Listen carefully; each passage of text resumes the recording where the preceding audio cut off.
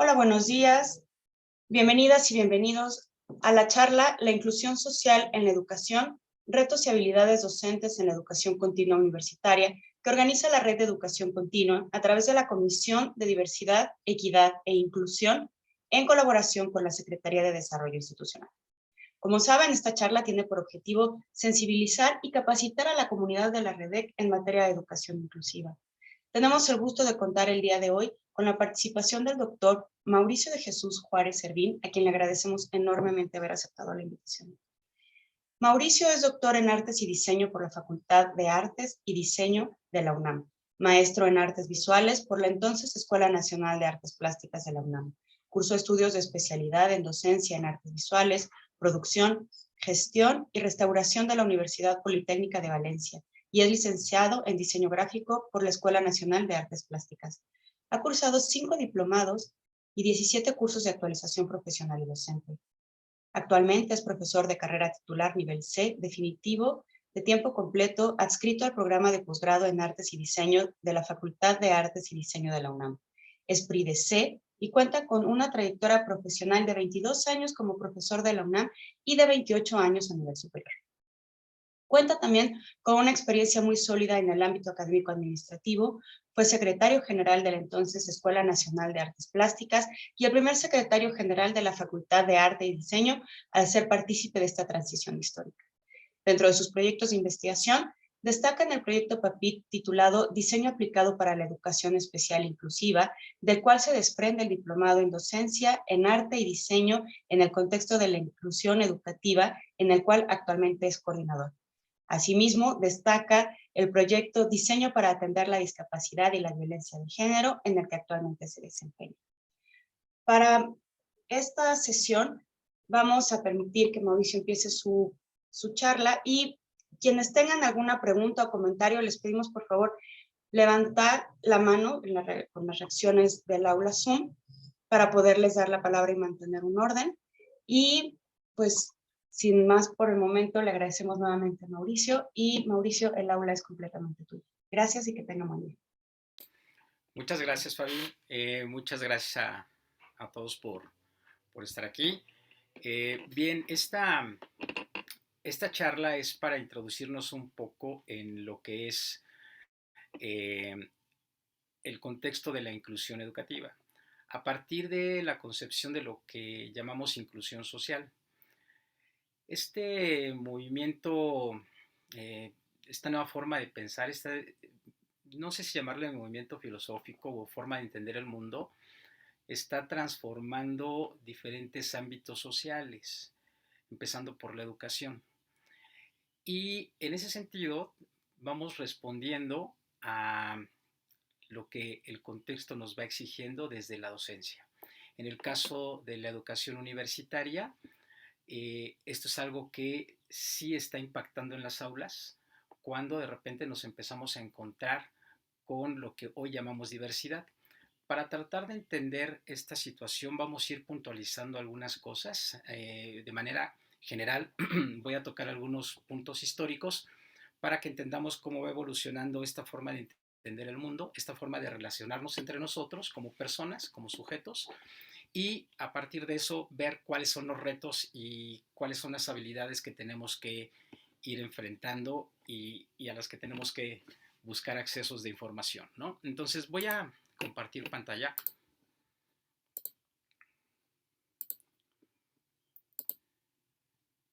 Espero que ya se vea, ¿no? Sí, ya se ve, muchas gracias.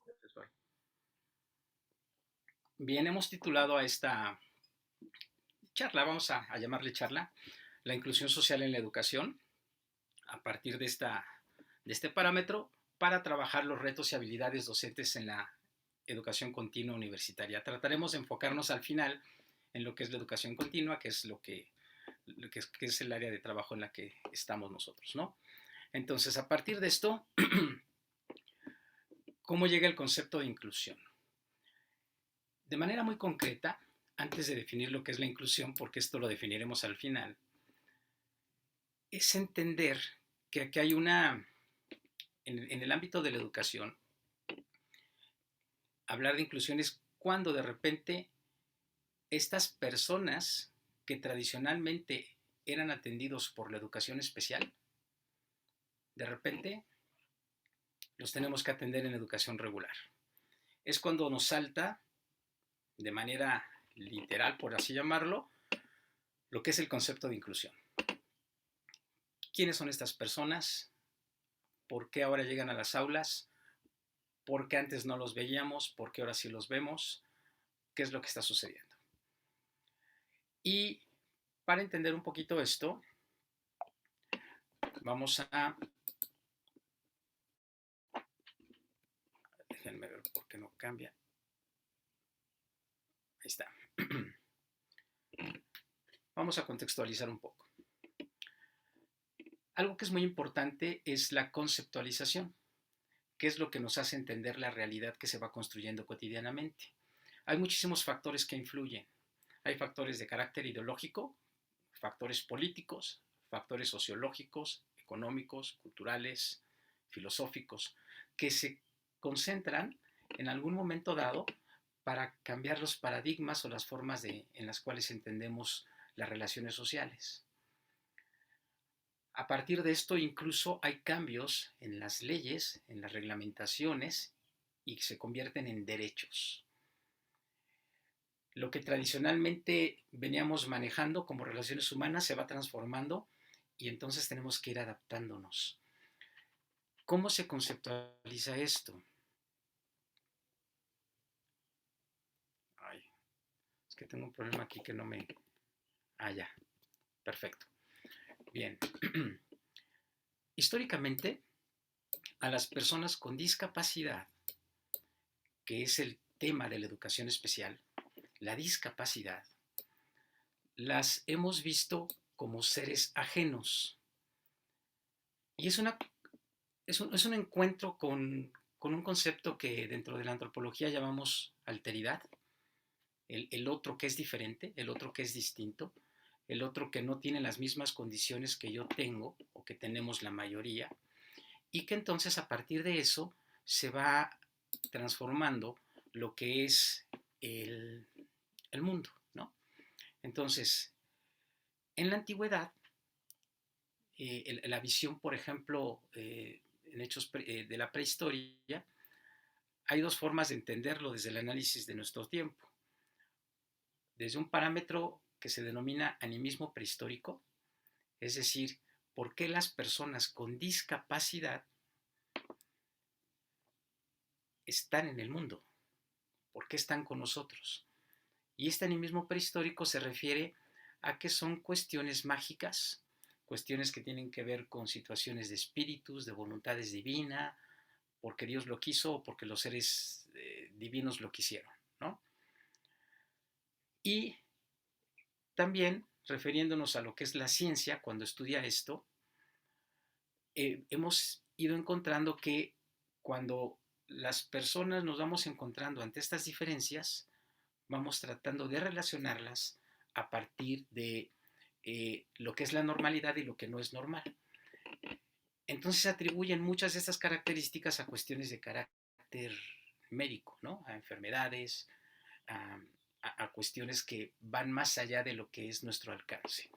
Por eso, en sentido práctico, desde un principio, la cuestión de la discapacidad de las personas con una discapacidad, con una diferencia notoria, ha sido una preocupación, pero durante mucho tiempo no fue ocupación. Entonces vamos a tratar de visualizar esto.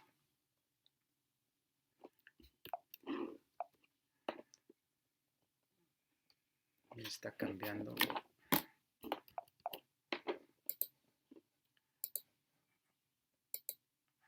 Permítanme un segundo, voy a cambiar mi mouse.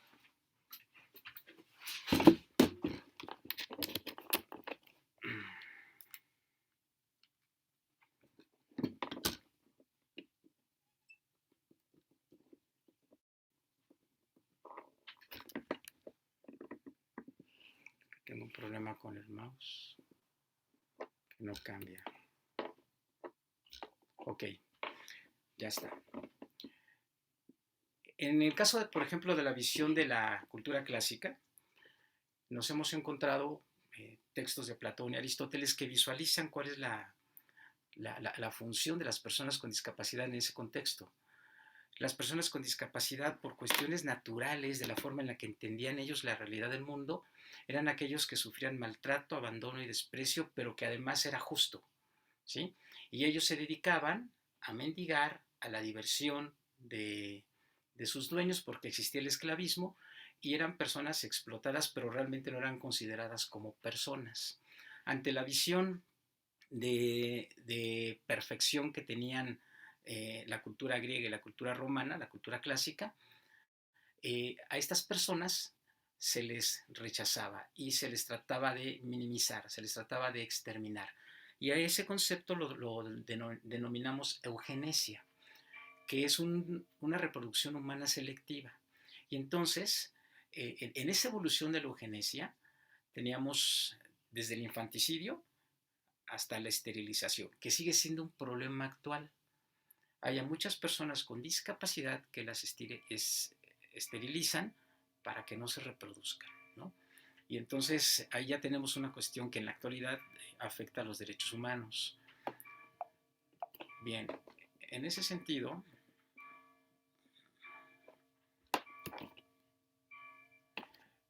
en esta evolución nos encontramos, por ejemplo, en la Edad Media, en la época del oscurantismo, en donde las personas con discapacidad son vistas como sujetos que son el resultado de problemáticas de carácter espiritual, por un pecado o por castigo divino. Se asocian algunas de las manifestaciones de carácter eh, eh, que tienen que ver con las creencias específicas de la época, que podría ser una posesión diabólica o que pues es algo que va relacionado con el mal, ¿no? En esta dualidad, por ejemplo, de bien y del mal.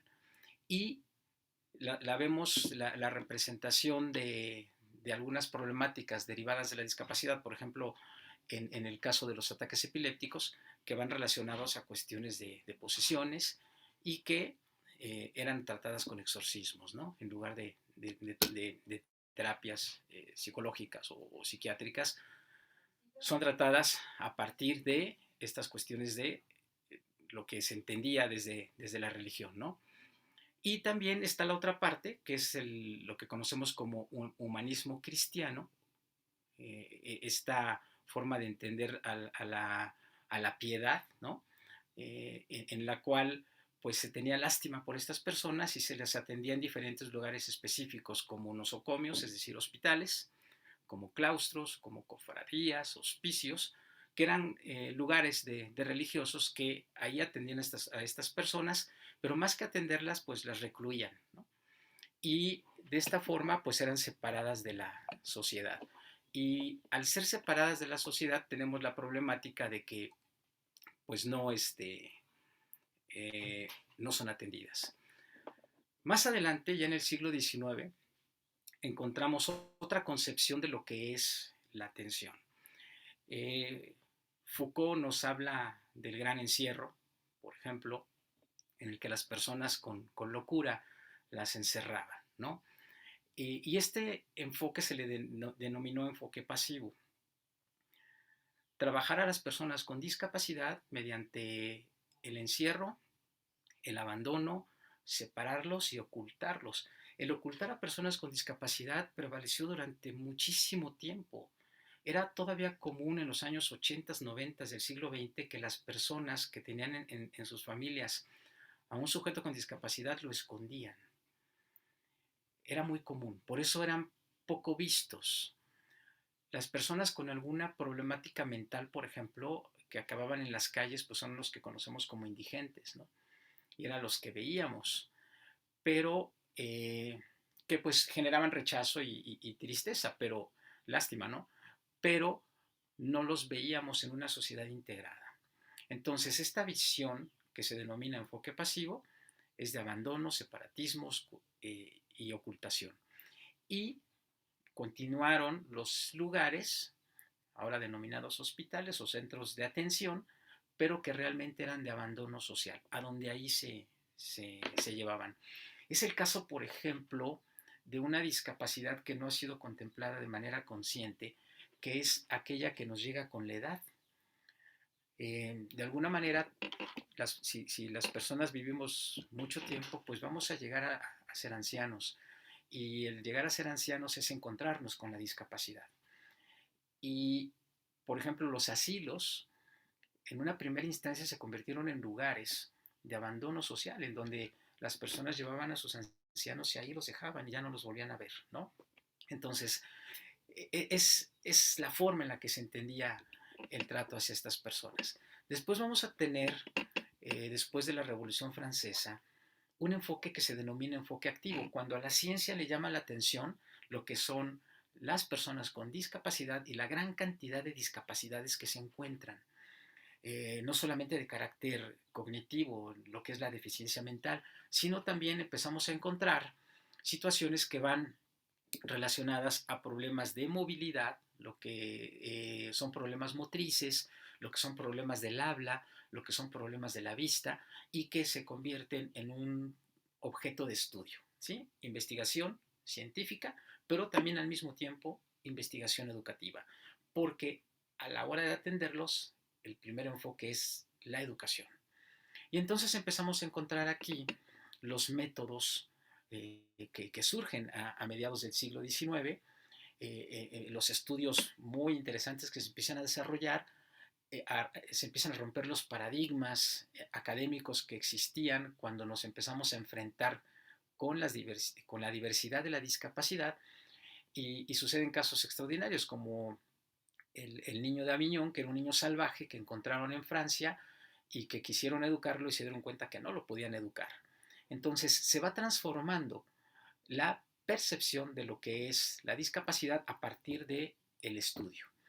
Y vemos que los métodos de atención van dirigidos desde la medicina, desde los parámetros clínicos. Son, se intenta rehabilitar a las personas. Después llegamos a lo que es la educación especial. La atención a las personas con discapacidades de la educación se denomina educación especial. Y se malentiende el concepto, se piensa que es educación especial porque las personas son especiales, pero el concepto no es así. El concepto de especial es porque es una educación que es especial, es distinta, no porque los sujetos estrictamente sean especiales, sino porque el sistema de atención es distinto. Y en ese sentido es cuando vemos que se empiezan a generar los primeros sistemas de atención. ¿Qué es lo que vamos a hacer con la persona con discapacidad, con la persona que es diferente? Vamos a atenderla, pero para que se integre a una sociedad que no está hecha para ellos. Pero no está hecha para ellos porque los que están mal o los que son diferentes son ellos. Y es cuando surgen una gran cantidad de términos para darle sentido a lo que estamos observando como discapacidad. Enfermos mentales, idiotas, tarados, estúpidos, que aunque ahora estos términos son peyorativos y los vemos como agresivos, en un principio eran para catalogar la diferencia de los niveles intelectuales. No era lo mismo un estúpido que un imbécil. Había diferencia. El imbécil era aquel que no era capaz de tener un razonamiento coherente. Y el estúpido era aquel que sí lo hacía, pero que tenía cierta limitación en su proceso cognitivo. Pero eran términos de búsqueda, poco científicos, que después se fueron acomodando y ajustando y utilizando de otra manera, ya de forma peyorativa dentro de la sociedad regular, ¿no? Y que en un origen era para tratar de identificar cómo funcionaba esta cuestión de la discapacidad, porque algo a lo que también se enfrentó la ciencia es darse cuenta que cada sujeto es diferente y que cada discapacidad tiene un impacto distinto en cada sujeto. Y eso hace el estudio bastante complejo. de observación constante y de prácticas y técnicas diferentes que se tienen que aplicar de manera constante. ¿Cuál es el enfoque de la educación especial durante el siglo XX? Tiene tres sentidos de atención: el ocupacional, el intelectual y la vigilancia. Estos tres conceptos se van a trabajar para atender a las personas con discapacidad, para ver si se pueden rehabilitar de alguna manera e integrarse a la sociedad. Y esto es bien importante, porque durante mucho tiempo, durante todo el siglo XX, se les empieza a atender, se les atiende, se les pone atención, pero no hay un, una concientización de la sociedad para entender cuál es la característica de las personas, ni los derechos que tienen como personas. Por ejemplo, en el caso de las personas sordas, se les educaba para oralizarlas, es decir, para que aprendieran a comunicarse de manera hablada, de manera verbal. Por eso hay una confusión, por eso se les llamaba sordomudos. Y no es porque no pudieran hablar. Lo que pasa es que como no escuchaban, pues no desarrollaban el habla. Entonces, lo que hace la educación especial en ese momento es hacer que desarrollen el habla para que puedan comunicarse con las personas que sí son oyentes. Pero no había ninguna exigencia para la sociedad para que pudieran hacer algo para comunicarse con las personas sordas. Y por eso se les llamó durante mucho tiempo sordomudos. El término adecuado es hipoacusia y son personas que son sordas, pero no necesariamente mudas. Y ese era el enfoque. O sea, ellos tienen que echarle ganas, ellos tienen que superar sus problemas, sus discapacidades, para poder integrarse a una sociedad que no está hecha para ellos. Tenían que aprender los sordos, por ejemplo, a leer los labios. Pero la sociedad no tenía que saber la lengua de los sordos, ¿sí? Que es la de señas. Y por eso el sentido ocupacional trataba de enfocarse en que el sujeto con discapacidad recibiera la atención suficiente para que fuera un sujeto que no fuera una carga tan pesada para sus familiares. Es decir, si ellos estaban ocupados, entonces podían llevar una vida soportable sus familiares. También, si ellos tenían una ocupación y hacían algo productivo, evitaban perturbar su entorno, no alteraban el entorno. Y tampoco inmovilizaban a los demás por tener que atenderlos. Y el sentido ocupacional era específico. ¿Qué es lo que ellos pueden hacer para que en ese contexto de lo que ellos hacen no se lastimen, no sufran algún problema, ¿no? Y el intelectual tiene que ver con la atención directa a lo que es importante para la educación especial. Que estas personas se comporten como personas. Lo más básico, las necesidades básicas puedan ser atendidas. En el desarrollo natural de las personas hay cosas que vamos aprendiendo por el contexto, por lo que nos rodea y que las vamos haciendo. Por eso los papás se emocionan mucho cuando el bebé de repente habla y dice mamá o papá y entonces todos brincan de alegría. Porque claro, la mamá estuvo 3 meses diciéndole mamá, mamá, hasta que el niño repitió mamá. Y cuando dice mamá el bebé, todos aplauden porque se da el desarrollo. Después, con lo que el niño escucha, con lo que el niño observa, con lo que el niño siente, con lo que el niño percibe, va a ir generando mayor desarrollo y mayor aprendizaje y se va integrando a la sociedad. Aprende palabras, aprende un vocabulario, aprende a expresarse, aprende a preguntar, aprende a decir, aprende a cuestionar sin saber lo que es un cuestionamiento. Y este desarrollo natural, las personas con discapacidad no siempre lo tienen.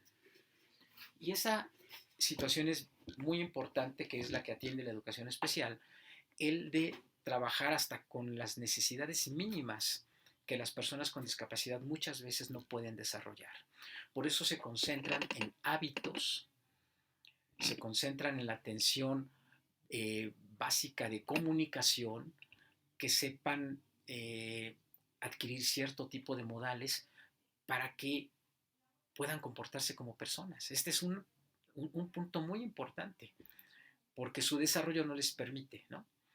Y entonces se concentran en los hábitos, neutralización de tendencias. ¿Qué es neutralización de tendencias? Que no hagan cosas que por la sociedad están mal vistas, que no se bajen los pantalones en frente de toda la gente, que vayan al baño, donde es el baño, que no se hagan del baño en cualquier momento, etcétera, etcétera, ¿no? Que no golpeen, que no agredan, que no jalen, porque son reacciones que las personas, dependiendo de su discapacidad, a veces tienen. Entonces, eso es neutralización de tendencias. La conducta también, que tengan una conducta adecuada a su contexto. La disciplina y la obediencia. Son parámetros que durante un buen tiempo se trabajaron de esta forma. Y también la vigilancia. ¿Qué es la vigilancia? Se refería a las apariencias, que parezcan agradables, que sean útiles, que desarrollen otras capacidades. Por eso, dentro de lo que es la evolución de lo que es la inclusión, en algún momento a las personas con discapacidad les llamaron personas con discapacidades diferentes. El concepto de discapacidades diferentes no funciona, no es práctico, no tiene sentido, porque todos tenemos capacidades diferentes. Y no por no desarrollar una capacidad que otros tienen ya eres discapacitado, por eso está mal el concepto. Lo que sí es cierto es que las personas con una discapacidad desarrollan, que, por ejemplo, en uno de sus sentidos, desarrollan con mayor habilidad algunos otros sentidos porque por una cuestión natural el desarrollo se va adecuando, ¿no? Entonces, por ejemplo, las personas con ceguera, la mayoría de ellos cantan muy bonito porque desarrollan muy bien el sentido del oído y entonces, pues vocalizan bien, cantan muy bien.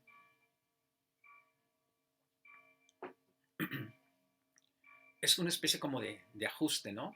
Que se da. Pero es una cuestión que se tiene que trabajar para que ellos lo puedan desarrollar y que sean perseverantes, para que puedan entrar en el contexto de lo que es la vida normal. Esto también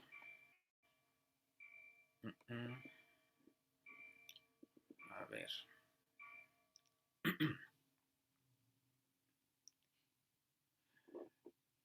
Hizo que nos diéramos cuenta que vamos hacia un proceso de inclusión.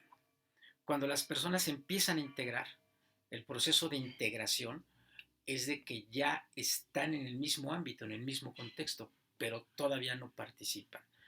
Y descubrimos que existe una sociedad diferenciada, una sociedad que genera diferencias y las especifica las diferencias para poder atender, para poder, para poder socializar que hay personas que son diferentes. La institucionalización de la discapacidad es uno de los sentidos que vemos que aparecen de repente en la sociedad. O sea, darle un sentido, una forma de visualizar lo que es la realidad. Existen las personas con discapacidad y merecen atención. Entonces se generan escuelas para ciegos, escuelas para sordos, escuelas para personas con síndrome de Down, escuelas para personas que tienen alguna problemática motriz, para paralíticos cerebrales, etcétera, etcétera, ¿no?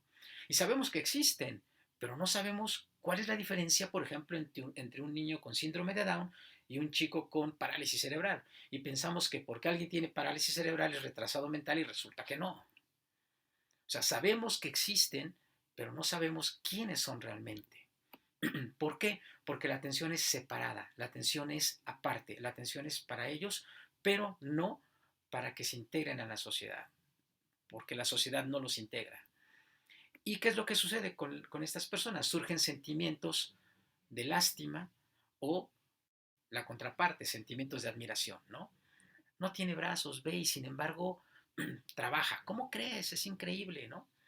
Cuando aparece el Teletón, el proyecto del Teletón, que por ser un proyecto que tiene que ver con los medios de comunicación, empieza lo que es la información, un boom de información, y nos damos cuenta que hay personas con discapacidad. Pero entonces viene el impacto de la lástima y de la admiración al mismo tiempo. Es una situación paradójica bien interesante. Cuando observamos de repente en la televisión que una persona con una discapacidad tremenda hace cosas que ni siquiera nosotros que no tenemos discapacidad no hacemos, ¿no? Que no haríamos jamás, ¿no? Alguien sin manos toca la guitarra con los dedos de los pies y wow, nos sorprende. Admiración. Y decimos, qué impresionante, y viene el sentimiento de compasión. O sea, se van ligando estas sensaciones y nos llaman la atención y aplaudimos y nos hacen llorar porque es impresionante lo que hacen. Pero sin embargo seguimos siendo sociedad diferenciada. Hay también en el proceso de integración lo que es la discapacidad identificada. Cuando nos damos cuenta quiénes son los discapacitados. Tú eres discapacitado, yo no soy discapacitado, él sí es discapacitado, el otro también es discapacitado. ¿Por qué? Porque tienen una característica. Son ciegos, no ven, o ven poco, o perdieron la vista, ciegos. Entonces el sujeto es ciego y viene la estigmatización. Dejan de ser personas y se convierten en un adjetivo calificativo. Ciegos, sordos, deficientes intelectuales o deficientes mentales, niños con síndrome de Down, que en algún momento les llamaban mongolitos, por ejemplo, paralíticos cerebrales, personas sin manos, sin piernas, etcétera, mancos, ¿no? Y estos adjetivos los califican y los separan. En el proceso de integración, cuando la sociedad empieza a atenderlos, a trabajar con ellos, también viene un proceso interesante que es la sociedad tolerante, a la que identifica a estos grupos y trata de, a estas personas, perdón, y trata de agruparlas por comunidades. Entonces, si mi hijo es sordo, busco que se relacione con sordos y busco las escuelas para sordos. Y si mi hijo es ciego, busco las escuelas para ciegos y busco las oportunidades para ciegos, para sordos, para niños con síndrome de Down. Ahí está la Fundación John Landon Down, que atiende específicamente a niños con síndrome de Down. O la Nacional de Ciegos. Requisito ser ciego para estar ahí. Y hay comunidades de sordos, porque se tienen que agrupar.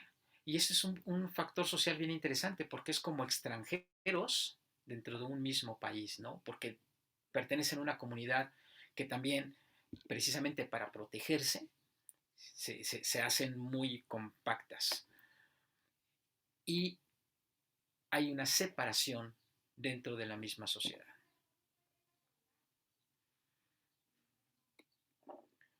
La integración genera lo que llamamos tensiones conceptuales. Las tensiones conceptuales es entender esto que estamos observando y cómo reaccionamos ante ello. Y hablo en plural porque como sociedad de alguna manera nos involucramos, ¿no?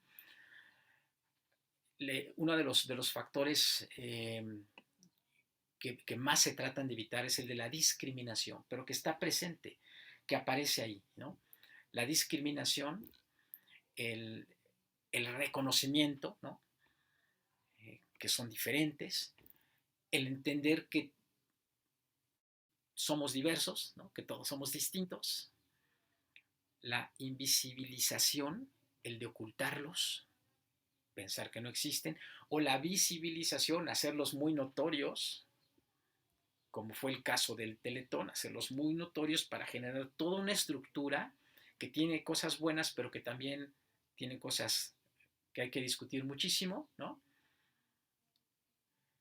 La exclusión, que es un concepto muy complejo, que va de la mano con la diversidad. Hay, hemos llegado a cuestionar muchísimas cosas que antes eran normales. Por ejemplo, ¿por qué me piden un promedio de 8 si me acreditaron con 6? Si yo salgo de la prepa con un promedio de 6, que significa que acredité, ¿por qué cuando quiero entrar a la universidad me piden 8? No me sirve el 6 entonces. Entonces es un proceso de exclusión. Y cosas por el estilo, ¿no? homogeneización, es de que todos seamos iguales, de que todos tengamos lo mismo, o la vulneración, ¿no? Que unos son más vulnerables que otros. Son tensiones conceptuales, son conceptos que de repente empiezan a salir, que empiezan a generar conflicto, que hacen que las personas reaccionen. Y entonces, ante estas situaciones, este núcleo de conceptos, surgen los derechos. Aparece el orden social. Y el orden social tiene diversos factores, diversos ámbitos, pero van enfocados en las normas, en las leyes. El derecho es norma, es ley. Y a partir de que es ley, entonces empieza a tener sentido porque se exige, el derecho se ejerce. Y por lo tanto, vemos cómo impactan los derechos dependiendo de las necesidades de estas personas. Entonces, si alguien tiene una discapacidad, empieza a pelear por sus derechos. Porque seguimos viendo qué es la discapacidad, pero la discapacidad es una deficiencia, es un déficit en algún proceso cognitivo, en alguno biológico, físico e incluso hasta emocional. Cuando hay una deficiencia en ese sentido, para poder identificarla como tal en la sociedad le llamamos discapacidad. Y entonces cuando alguien se asume como discapacitado y puede hacerlo, ejerce sus derechos.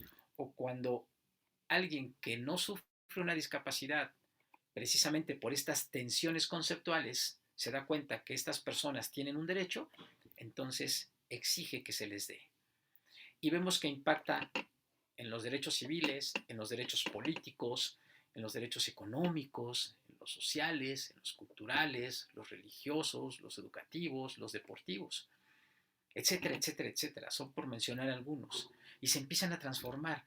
En el deporte, por ejemplo, tienen derecho a hacer deporte y surgen los deportes paraolímpicos, ¿no? Por ejemplo, hacemos deportes adaptados, se le llama deporte adaptado dentro de la educación especial, en donde un deporte que es tradicional se hace una adaptación para que las personas con alguna discapacidad específica puedan participar. Y empezamos a ver cómo empieza la transformación. Pero eso es un proceso de integración.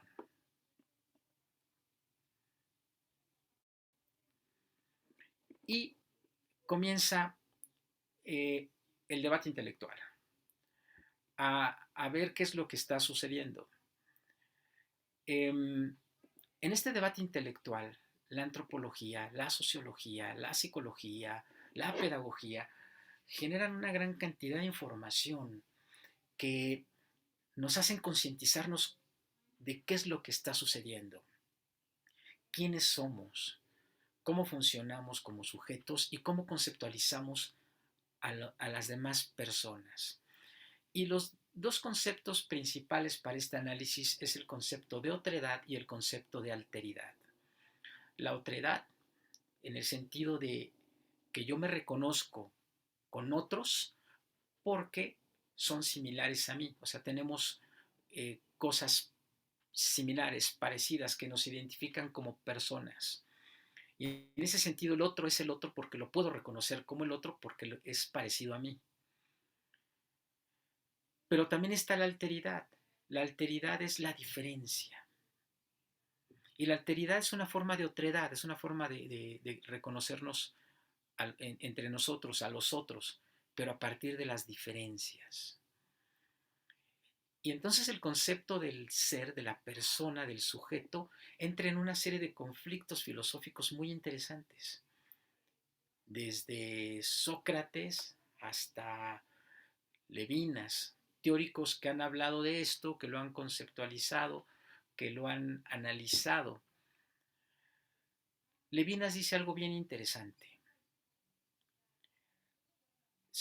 Retoma toda la información antropológica del análisis de las relaciones entre personas, entre sujetos, y propone que la forma de interacción social que puede funcionar es el de la responsabilidad.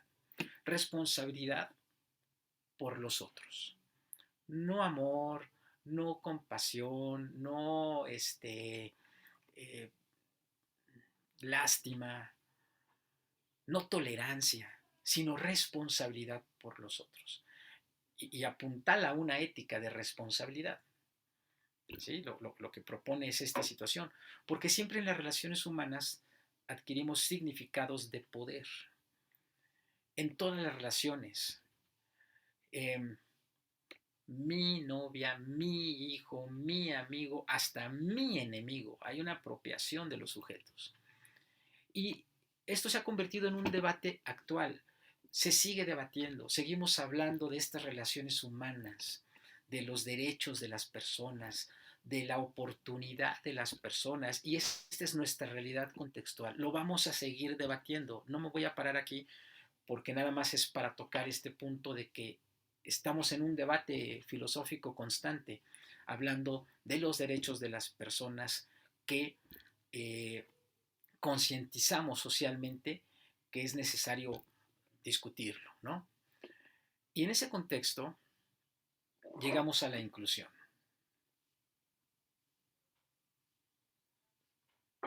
¿Qué es la inclusión realmente? ¿Cómo está funcionando la inclusión y cómo está funcionando la inclusión dentro de la educación?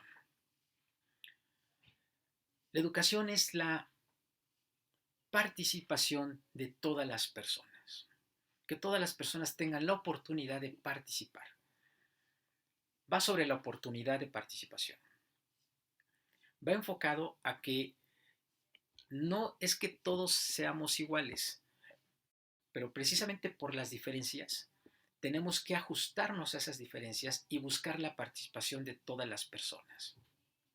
Todo este movimiento, todo esto que hablamos de manera muy, muy rápida de lo que es la discapacidad, ¡pum!, impactó de manera objetiva cuando en las escuelas se les dijo que se abría la oportunidad para que las personas con discapacidad fueran a las escuelas regulares. Ese es el verdadero punto importante del cambio. Todo lo demás es un proceso de concientización social, pero cuando vemos las acciones que llegan a las escuelas regulares por medio de abrirle las puertas a las personas con discapacidad, es cuando el impacto de la inclusión realmente llega, cuando ya no sabemos qué hacer. Cuando llegan personas con discapacidad que eran atendidas por la educación especial y llegan a las aulas regulares. Y llegaron a la educación básica primero. Llegaron al preescolar, llegaron a las escuelas primarias, llegaron después a las secundarias y de repente llegaron a la educación media superior y pum, vale, están llegando a la educación superior. Claro, el proceso para llegar a la educación superior tenía que tardar, porque si no tuvieron oportunidad las personas con discapacidad en algún momento histórico de estudiar y pasar de lo que es la educación básica, pues ahora sí. Había personajes que sobresalían porque a pesar de una discapacidad llegaban a la educación superior, como es el caso de Gaby Brimer, de Gabriela Brimer, que con una parálisis cerebral tremenda que le prohibía mover su cuerpo, con solamente mover los dedos de los pies, pudo tener una carrera universitaria y estudió en la UNAM. Entonces, casos así eran sorprendentes, pero las oportunidades no existían. De hecho, en la historia de Gaby Brimer tuvo que abrirse la oportunidad porque no existía.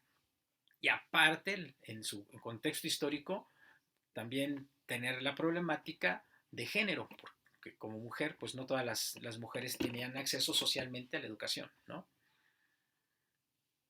Todavía se conceptualizaba que como eras mujer tenías que casarte, tener muchos hijitos y pues, buscarte un marido, ¿no?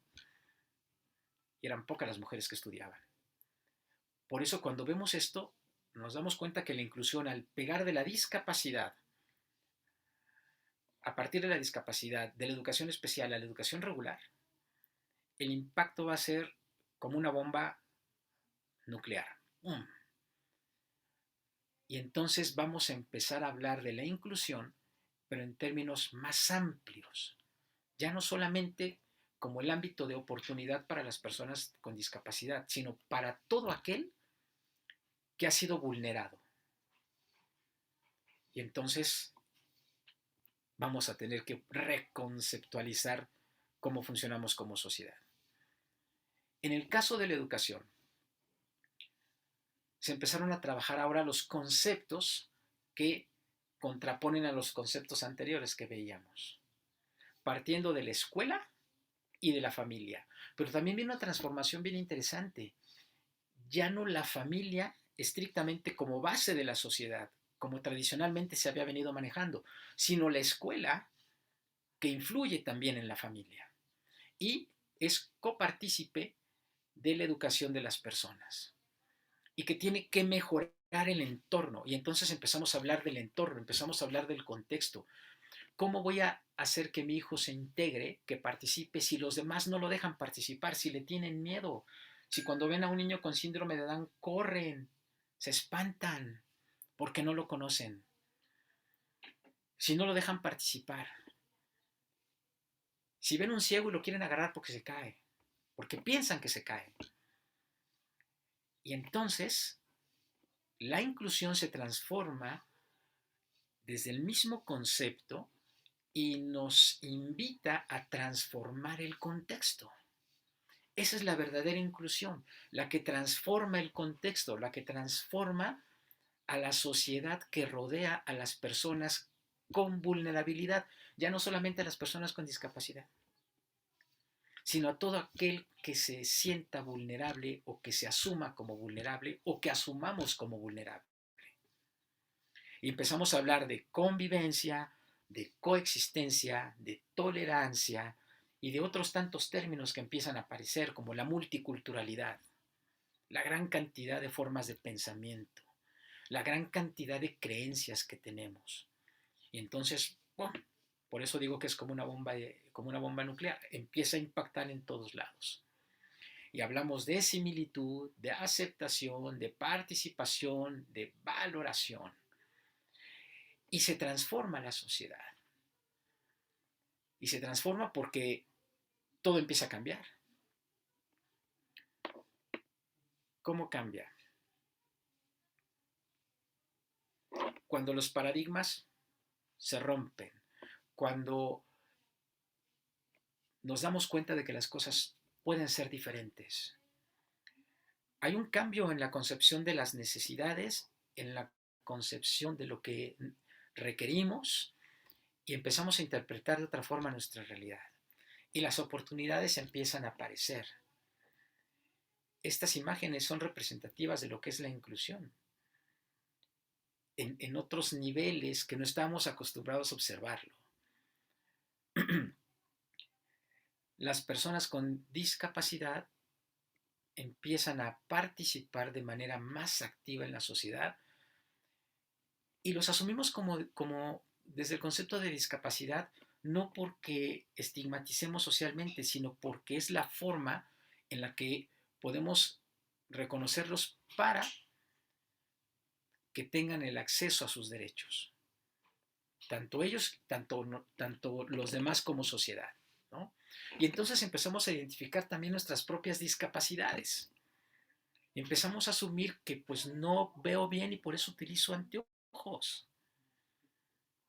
¿Sí? Y empiezo a darme cuenta que pues no soy el mismo de hace 10 años. Y empiezo a ser consciente del concepto de discapacidad. Los cambios son impactantes.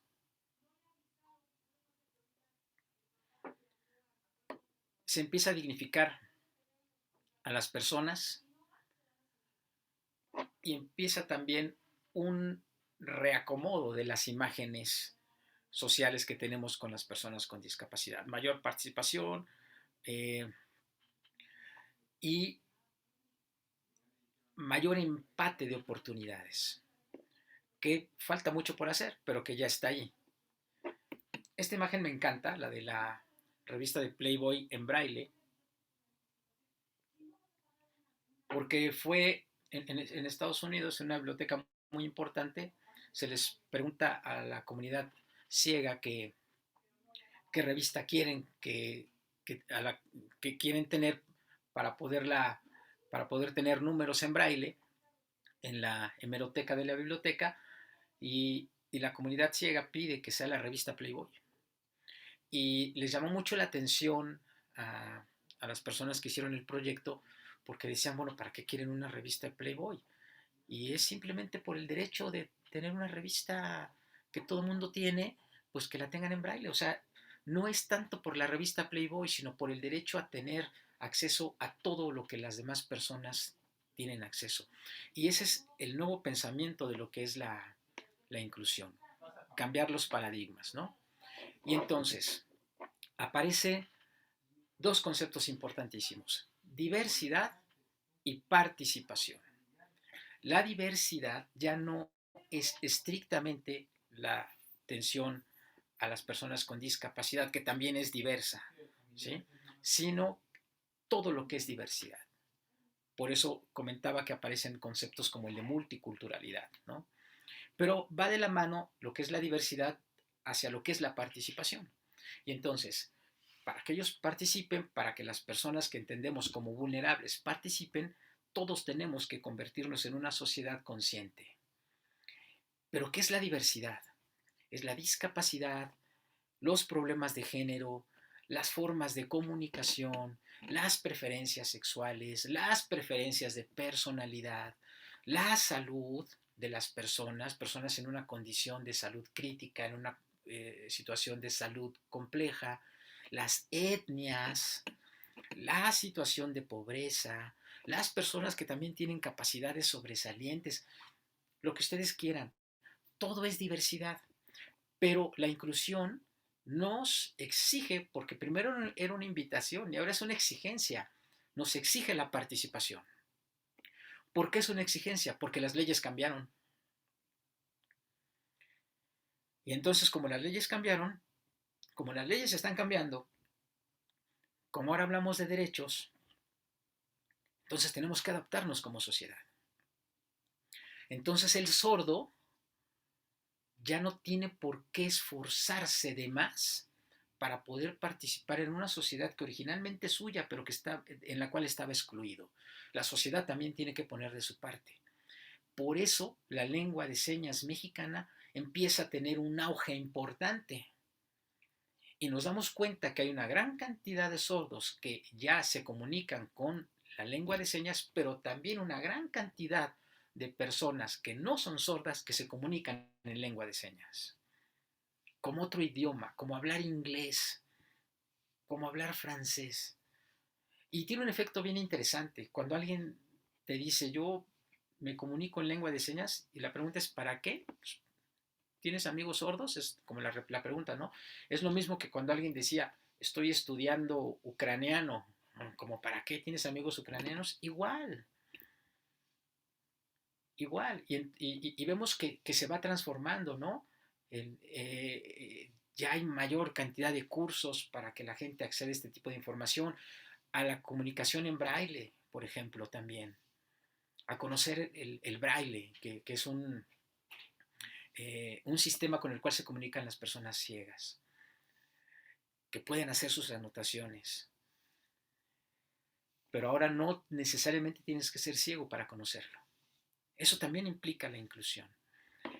Y esta diversidad tiene también que ser entendida desde sus características específicas.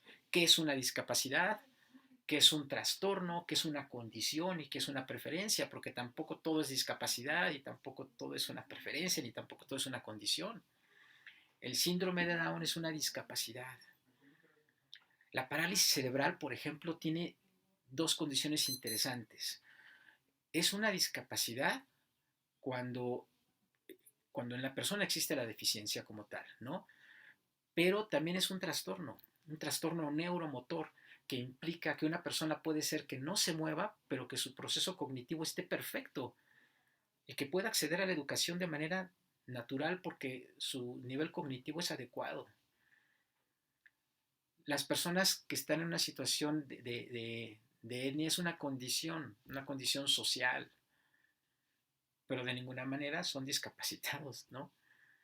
Las personas trans que tienen una preferencia específica, las no binarias, que ahora están tan de moda en las redes sociales y que nos puede molestar como sociedad o no, o podemos estar de acuerdo, pero la realidad es que existen y son preferencias. Las personas con capacidades sobresalientes, los famosos niños CAS que son muy inteligentes o las personas CAS que son muy inteligentes, que así se les llama, es una condición. Las personas con sordera es una discapacidad. La pobreza es una condición. La ceguera es una discapacidad. El déficit de atención y hiperactividad puede ser un trastorno y una condición, pero si el sujeto tiene un problema cognitivo se convierte en discapacidad. Entonces empezamos a darnos cuenta que es una complejidad. Y hasta ahí vamos identificando qué es lo que llamamos diversidad. El asunto es que toda esta diversidad ahora tiene una presencia natural, ordinaria, en las escuelas. Y ya llegó a la universidad. Y digo ya llegó porque las oportunidades se empezaron a abrir, se empezaron a ejercer los derechos y ahora como docentes tenemos el reto de enfrentarnos a la diversidad, ya no al aula normal. Las formas educativas entonces ahora tienen que cambiar. Tienen que cambiar porque cambió el núcleo social del aula y la exigencia docente ahora es mayor. Le llamamos reto.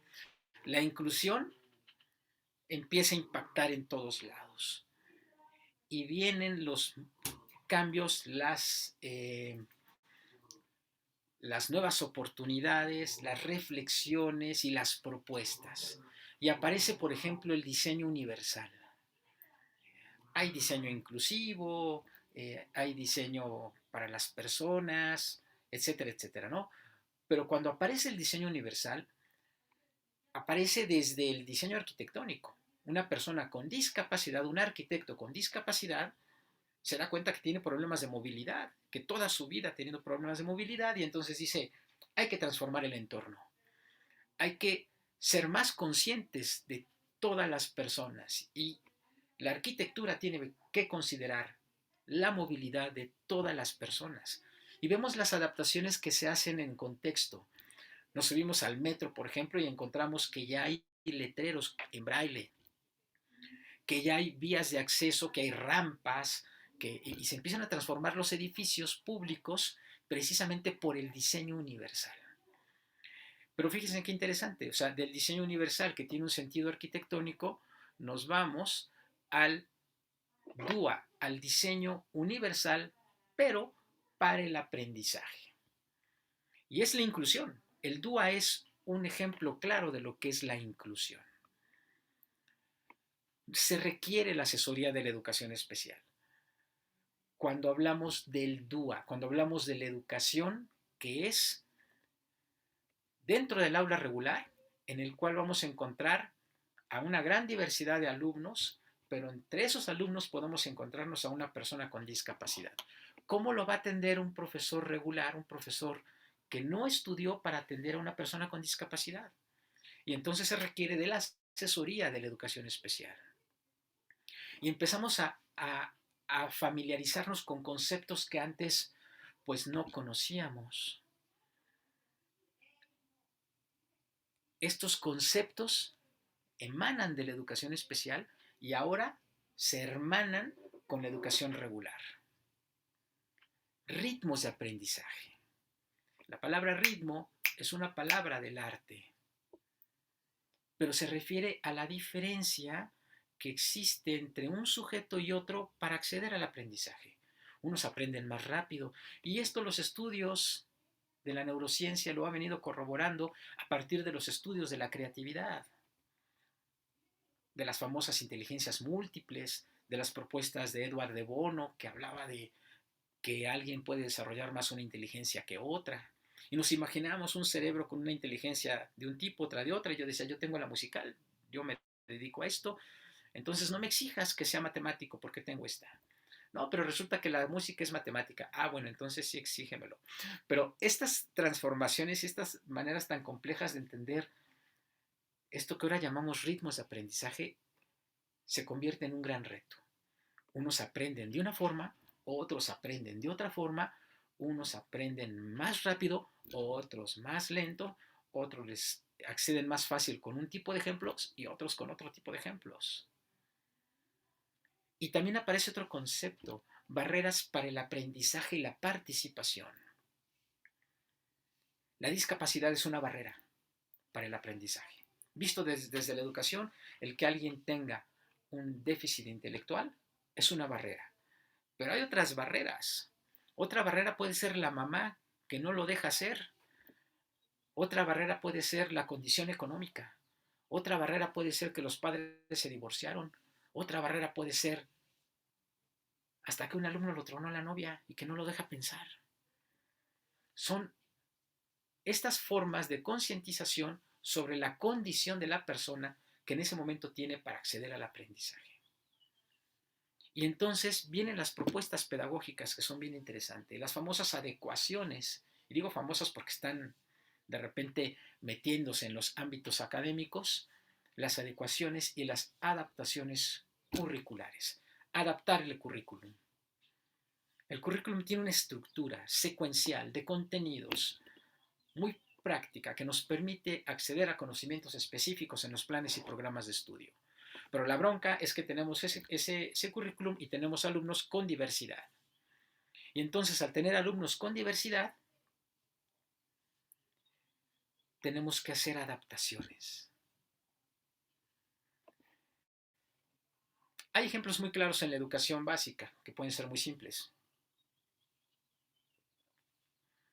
Si yo tengo un grupo diverso y unos son más hábiles para dibujar y otros para las manualidades y otros para colorear, entonces el mismo ejercicio, el mismo contenido y ejercicios diferentes. A unos los pongo a colorear, a otros a trabajar con plastilina, a otros a copiar, a otros a iluminar. Adaptaciones. A nivel superior es más complejo. Exige el tener una mayor cantidad de información como docente y una mayor cantidad de herramientas para poder trabajar la diversidad.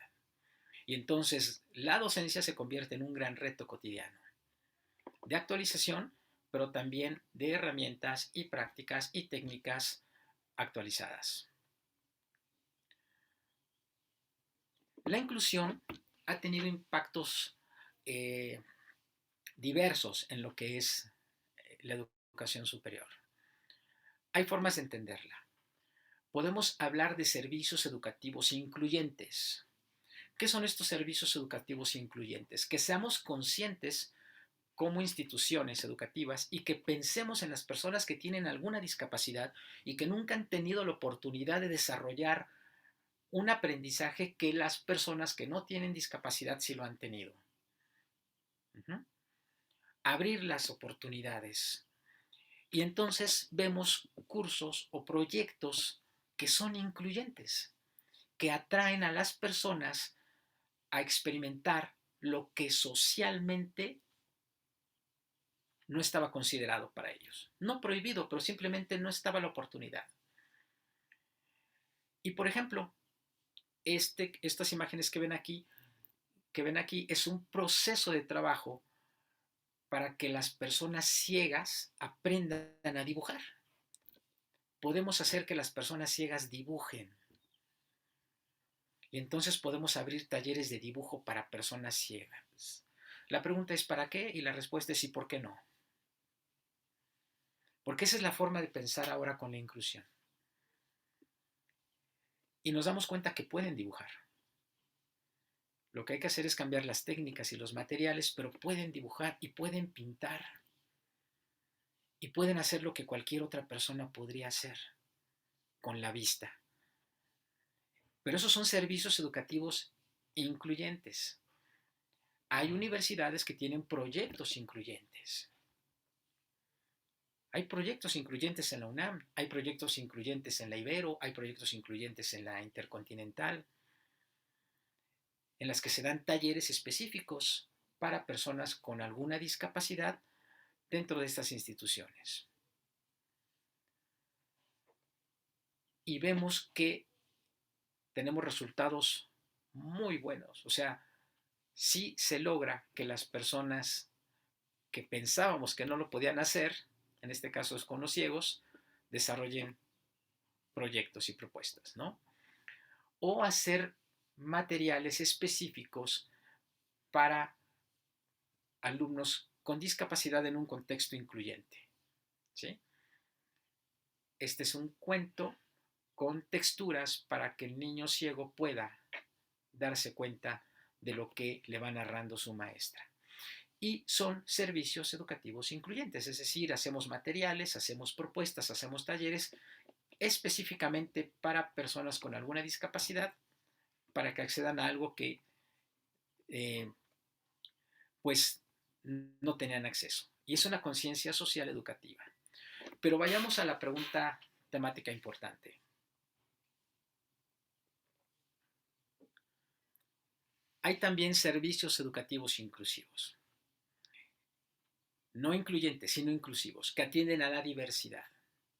La pregunta sería, ¿qué es lo que atiende la educación continua universitaria? Aquí voy a dejar de proyectar, y ahorita vuelvo a proyectar, pero para preguntarles, ¿qué es lo que atiende la educación continua? ¿Qué atiende? ¿Quién me contesta? ¿Qué servicios da? ¿Para qué está?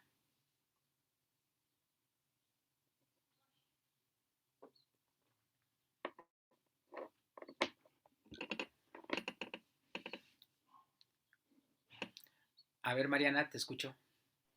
Hola, buenos días. Buenos Pues días. oficialmente, digamos, es para formar a lo largo de la vida a las personas que egresan y que se tienen que actualizar y que tienen que complementar la formación que no recibieron desde los programas académicos, ¿no? Seguro hay alguien con más experiencia que tiene mejor la definición.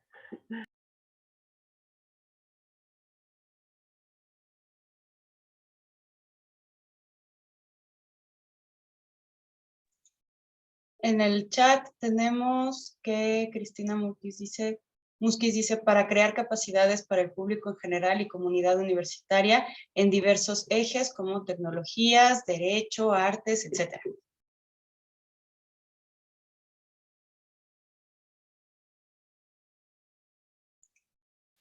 Y Grisel dice, para formar y capacitar a profesores. Sandra dice, ofertar programas de capacitación y actualización. Celeste Morales nos dice, ampliar conocimientos y mejorar capacidades.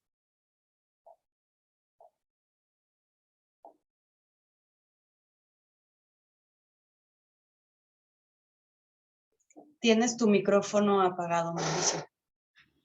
Perdón. Dentro de sus proyectos de educación continua, ¿tienen una misión, una visión, algo específico, una línea específica de atención o un proyecto institucional específico que marque puntualmente hacia dónde van? ¿O es muy libre?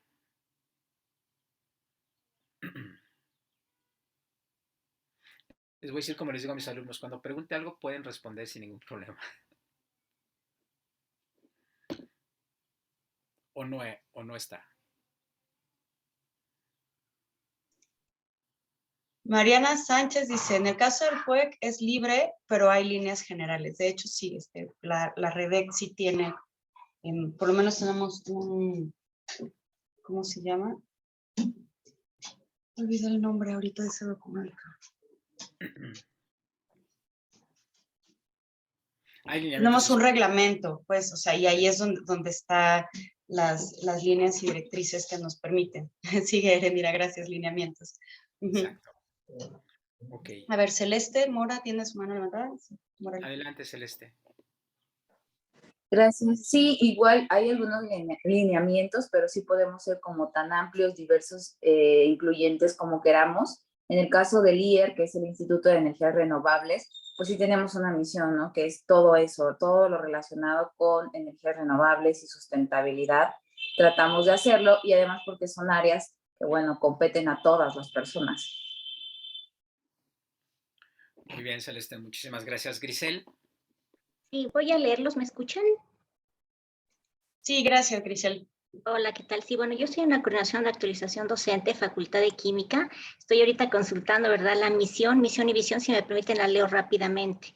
Misión, promover y proporcionar capacitación y actualización a nuestros profesionales de la química mediante programas de educación continua de calidad que permiten satisfacer las necesidades de desarrollo, actualización, superación permanente, incremento de su competitividad y de certificación profesional, reforzando así el vínculo universidad, profesional, sociedad. Y la visión, rápidamente, visión, ser líder en la educación permanente de calidad, al ser reconocida por los profesionales de la química y de áreas afines para actualizarse, capacitarse y certificarse en su área de trabajo, contribuyendo así a la competitividad y al desarrollo nacional sostenible. O sea, sí las tenemos, pero no las tenía yo muy presente. Gracias.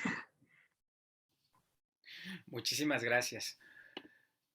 Señalaste algo bien importante y se repitió como 3 veces. Calidad. La calidad es un concepto también que parte de una concepción globalizadora de lo que tiene que ser la educación. Hablamos de educación de calidad. Yo les quisiera preguntar, ¿qué es educación de calidad? Laura. Antes de contestarte qué es educación de calidad, déjame comentarte que el Instituto de Astronomía se incorporó hace ya 7 años a un proyecto que hizo el doctor Charles Joy de la NASA, que se llama Misión X. En el caso de México, cada país es libre de cómo lo incluye. Nosotros tomamos las actividades para que las realizaran en cada escuela chicos que estuvieran en sexto de primaria, tercero de secundaria, tercero de prepa, pero que tuvieran la característica de tener el problema de que han sido sometidos a bullying, que tienen por ser obesos, por tener problemas físicos, por tener problemas de lectura, para que los profesores les dedicaran tiempo completo para ayudarlos a identificar cuál era exactamente su problema. Esto nos permite que los chicos se incluyan, porque además es la representación de México en Entrena como Astronauta. A diferencia de los otros países que pudieran ser los más sobresalientes, en el caso de México, escogimos a los chicos que tenían una dificultad. Encontramos, por ejemplo, en una de las escuelas, jóvenes que pues no hablaban y no se comunicaban con los demás porque para empezar no hablaban español. Venían de comunidades rurales y todavía sus padres hablaban algún lenguaje indígena y entonces ellos no conocían el idioma. Al darse cuenta de cuál era el problema, los profesores pudieron apoyarlos e integrarlos más rápidamente. En el caso de jóvenes con obesidad, vimos que había un problema de dieta familiar y se pudo ayudar a que esto se resolviera de manera más eficiente. Encontramos también personal con problemas físicos. El primer grupo de estudiantes que entró de tercero de preparatoria o sexto de prepa, encontramos a un joven con problema cardíaco y se detectó de una manera muy sencilla.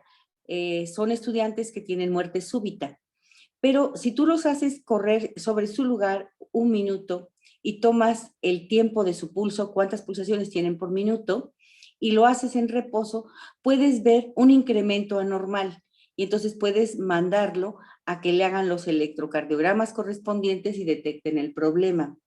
Igual, algunos chicos pueden ser muy torpes debido a que sus pies están colocados hacia adentro y entonces al correr tropiezan. Esto se debió de detectar en los primeros meses, pero no tenemos ese servicio adecuado y entonces los niños pueden crecer con muchas dificultades por falta de esas atenciones. Igual, algunos tienen problema de lectura porque requieren lentes.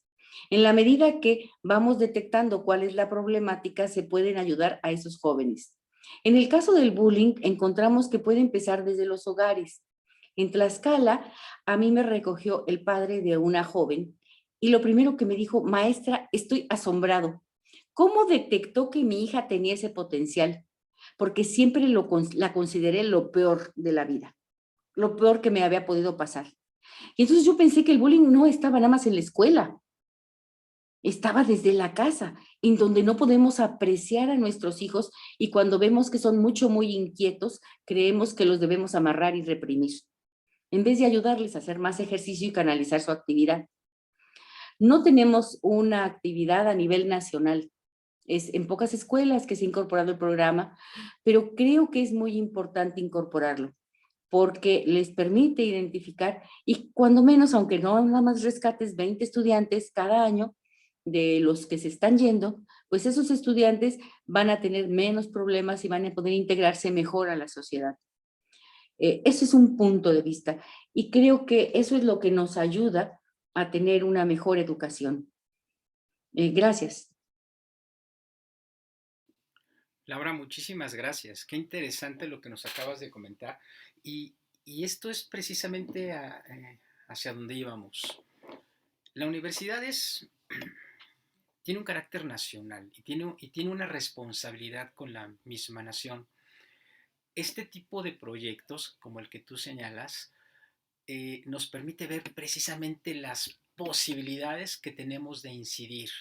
Cuando yo les pregunto qué es lo que tenemos que hacer desde educación continua o cuáles son los compromisos que hay en educación continua, para qué esta educación continua, eh, nos damos cuenta que los alcances pueden ser también bastante fuera de la visión que teníamos originalmente. Hablar de educación de calidad es esto que nos está señalando Laura, darnos cuenta de cosas que, pues que si no le entramos no nos damos cuenta. Miren, yo tengo el diplomado de docencia en arte y diseño en el contexto de la inclusión educativa. Nosotros trabajamos la inclusión educativa y nuestros alumnos aprenden braille y aprenden lengua de señas. El trabajar esto desde la Facultad de Artes y Diseño llamó la atención y tuve el apoyo de la doctora Sol Garcidueñas para echarlo a andar. Pero había profesores que me decían, ¿y por qué? ¿Para qué? O, ¿como para qué? ¿No? Y, y bueno, precisamente veo enfocado a lo que es la educación de calidad. Mayores herramientas, mayores estrategias para descubrir todo este tipo de cosas que vamos encontrando. A mí me impactó lo que nos acaba de comentar Laura, que me parece muy interesante, pero que precisamente tiene que ver con el compromiso de nuestras disciplinas. Cada uno de nosotros tiene disciplinas distintas. Si interactuamos desde, por ejemplo, desde este universo de la educación continua, se puede enriquecer muchísimo el formato. Tenemos una ventaja en educación continua. Como trabajamos la actualización, como trabajamos la capacitación, como trabajamos estos horizontes de enfrentarnos a la realidad, es decir, no es el mismo currículo que se lleva en la formación académica de una licenciatura, sino que es la identificación de las necesidades del contexto profesional y actualizar y capacitar y darnos cuenta. Por eso es pertinente hablar de inclusión, porque salen todo este tipo de cosas. Voy a regresar a presentar en pantalla. Déjenme ver dónde dejé esto porque lo cerré así. Hasta acá. Para que conceptualicemos mejor esto que estamos mencionando. A ver, ahí va. Creo que ya se ve mi pantalla. Bien, cuando decimos que atiende la educación continua universitaria, precisamente está enfocada a la calidad. Va enfocada a esto que el sistema nos pide, ¿no? Entonces, en un contexto inclusivo, ¿sí? Porque el contexto educativo ya es inclusivo, ya nos está exigiendo que seamos inclusivos. Educación continua lo que tiene que hacer es que sus aulas acojan a la diversidad, ¿no? Y lo están haciendo. Lo están haciendo porque identificamos esta diversidad a partir de la concientización, como Laura ahorita nos lo señaló. O sea, haces un proyecto y descubres que el bullying, esto es extraordinario, no es nada más en la escuela, sino que se originó en la casa. Y precisamente por eso cuando puse el esquema de lo que es la inclusión, incluye la familia, incluye la escuela, o sea, van de la mano. Esa es una exigencia de la inclusión. Considerar a la familia, considerar a los padres de familia, a todos los actores que tienen que ver con la educación. En el caso de la educación universitaria, los factores son también variados, son multifactoriales, ¿no? O sea, hay una gran cantidad de factores que influyen en el aprendizaje del alumno. Este es un alumno que ya es generalmente es mayor de edad, que tiene una situación profesional que enfrentar, pero también tiene problemas, como todos, ¿no? Entonces, ¿cómo funciona el ser conscientes en una educación inclusiva? Que los profesores tengan un horizonte más amplio de acción y mayor apoyo. Y tienen que trabajar bajo ciertos principios específicos. Por ejemplo, no podemos permitir que tengamos estudiantes y que no participen. Las estrategias tienen que ser de participación. Precisamente al generar estrategias de participación nos vamos a dar cuenta cuando alguien tiene alguna característica que tiene que ser atendida. Y no precisamente hablemos de discapacidad. Puede ser alguna circunstancia. ¿Cuántas oportunidades damos? A veces, cuando hacemos una planeación, un proyecto, somos muy rigurosos en cierto tipo de puntos, ¿no? Decimos 2 oportunidades para que suban su trabajo, 2, y si no, tache. Y utilizamos una serie de parámetros y reglas de calificación bajo también la experiencia docente que tenemos y decimos que si no lo hacemos así, pues no funciona. Pero ahí tendremos que ser más perceptivos para buscar modificar este tipo de situaciones de acuerdo a las necesidades de cada alumno. Por eso hablamos de adaptación de estrategias que busquen que de alguna manera den respuesta a lo que cada uno de los alumnos está necesitando en su formación. Por eso el horizonte de atención es más amplio. Etnia, cultura, condición, economía, capacidad intelectual, etcétera, ¿no? Y algo que es bien importante, cuidar las formas de comunicación, porque también ese es un impacto que ya tenemos en lo que es el contexto actual.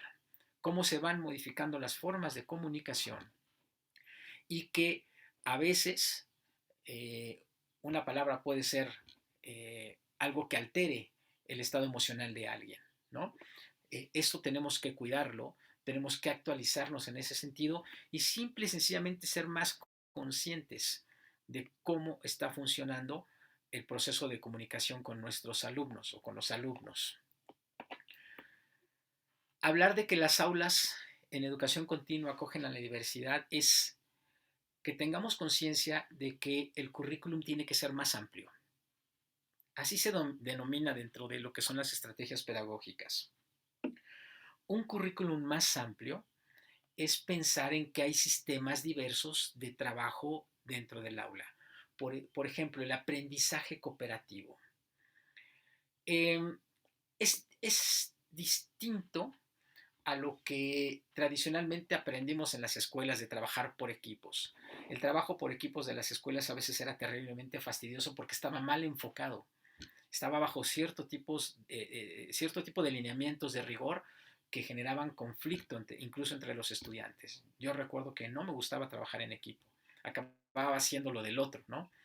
En el caso de la educación superior, de la educación continua, el trabajo tiene que ser cooperativo, no tanto bajo el paradigma del trabajo en equipo, sino cooperativo, que explotemos la diversidad y la capacidad de interacción entre profesionales, entre las personas que se están capacitando y que puedan aprender unos de otros en el proceso.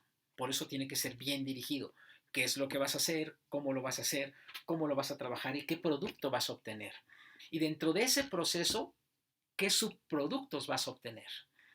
Para que entonces quede claro el proceso de trabajo de cada uno y los roles que cada uno juega. La instrucción temática tiene que ser, por lo tanto, muy clara. Yo qué tengo que hacer, tú qué tienes que hacer, el otro qué tiene que hacer. Y pensar en las reflexiones que todo este tipo de estrategias conlleva, lo que denominamos pensamiento crítico. Hacia dónde vamos, para qué estamos haciendo las cosas, cómo influyen y de alguna manera qué aportaciones tenemos y qué generación de aprendizaje también tenemos. Y la resolución de problemas, que tradicionalmente ha sido una buena estrategia para enfrentarnos a realidades y a situaciones complejas, que como estrategia hoy son recuperadas para poder integrar a los alumnos dentro de un aula. También que tenemos como estrategias específicas. Me encanta hablar del arte porque, bueno, pues yo vengo de la Facultad de Artes, ¿no? Pero el arte es una buena estrategia transversal. Si quiere, no estrictamente las artes plásticas, pero la danza, la música, el poner a cantar. Yo he puesto a cantar a mis alumnos en educación superior y lo hacen con muchísimo gusto y se genera una interacción muy importante dentro de lo que es el grupo. Estas estrategias transversales de utilizar al arte funcionan muchísimo para liberar muchos problemas, para liberar angustias, situaciones y también habilidades y capacidades que tenemos como sujetos. Otra estrategia son los proyectos integradores. Son proyectos que suman los aprendizajes bajo una sola temática. Varios conocimientos que se adquieren, ¿no? Y que se canalizan en un resultado final. En el caso, por ejemplo, de educación continua de la FAD, generamos un proyecto integrador que es una memoria de investigación en donde recuperamos los conocimientos de todos los módulos de los diplomados y generamos un proyecto que tenga una incidencia social, pero que también tenga una propuesta del alumno, ¿no? Entonces, esto es muy funcional también para recuperar los procesos de aprendizaje y para que los alumnos colaboren. Las investigaciones cooperativas, que también es otra modalidad de lo que es la investigación tradicional, las interdisciplinarias, donde cada uno juega un rol específico, que finalmente son cooperativas, pero esto parte de roles específicos, y las actividades lúdicas de aprendizaje, que también tienen un momento muy especial de autoconocimiento de las personas que integran un grupo. Las actividades lúdicas son importantes para conocernos como personas, para tolerarnos más, para entendernos más y también para aprender a tener afectos entre nosotros, porque finalmente somos sujetos, somos personas. ¿Y qué es lo que busca este tipo de estrategias?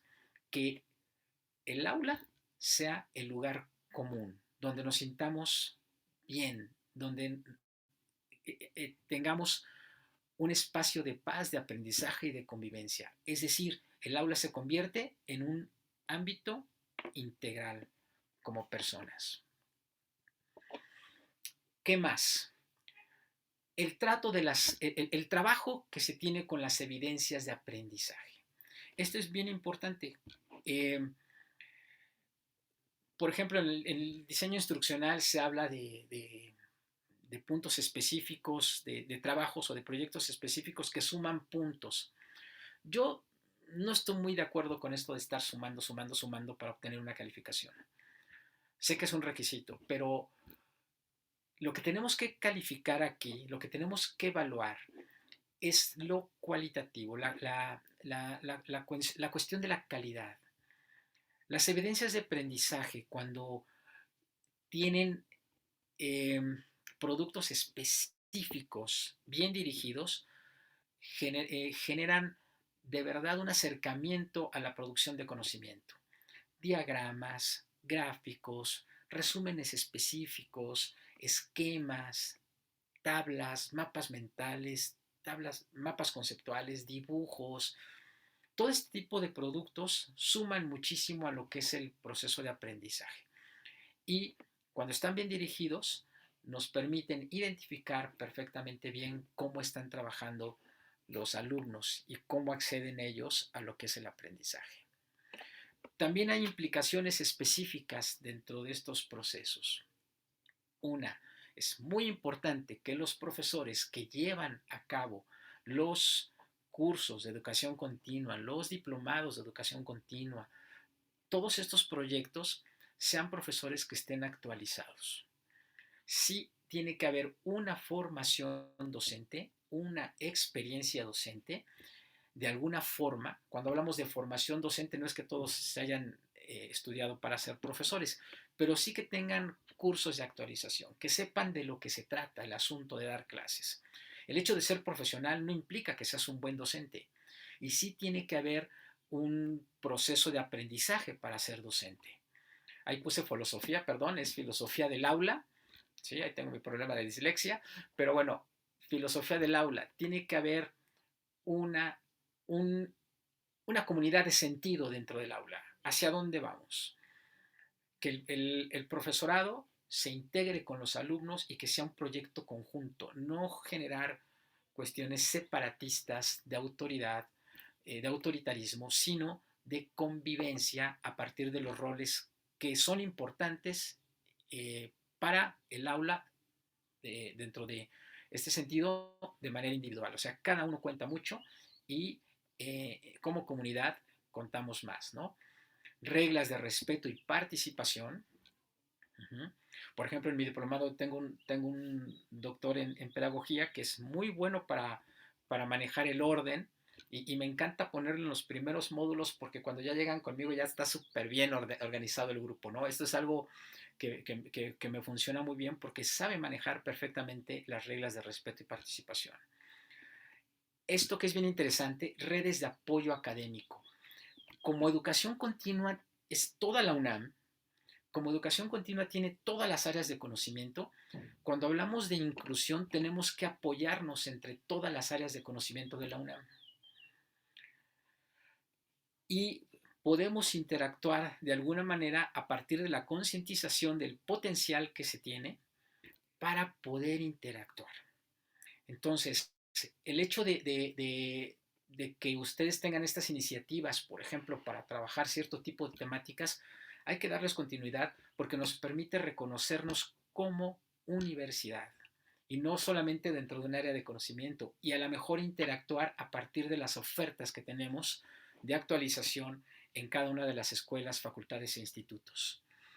El apoyo tutoral es muy importante, es algo que es una exigencia ya en muchos procesos de educación, en muchos sistemas de educación. El apoyo tutoral es una cuestión permanente y también debemos de tener este sentido dentro de educación continua. Es decir, que no quede solamente la clase, que no se vea como un negocio la educación continua para las instituciones, porque generan recursos extraordinarios, sino que sea este mismo horizonte, y sé que lo es, este mismo horizonte de responsabilidad formativa que la universidad tiene, en el cual si es necesario que nos conectemos después o que nos veamos después para una asesoría, digo conectemos por este contexto pandémico, ¿no?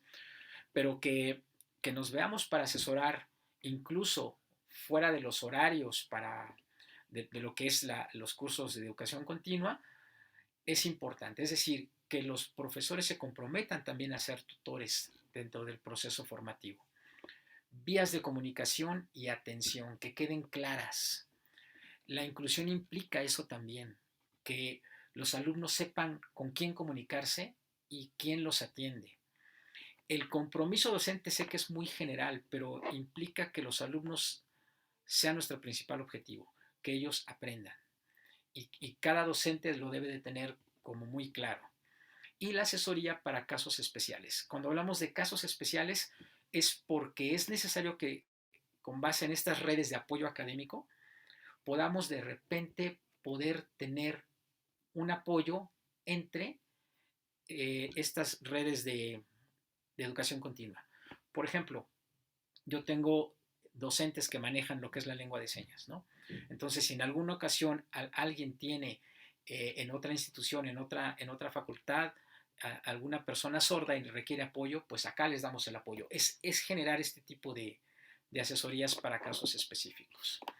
Y esto va consolidando el proyecto de alguna manera para que sea mucho más funcional, pero aparte para que demos respuesta a lo que es el contexto inclusivo, que es un contexto que sigue en formación, es un contexto que sigue en debate, es un contexto que se está transformando y que implica muchísimos modelos de atención.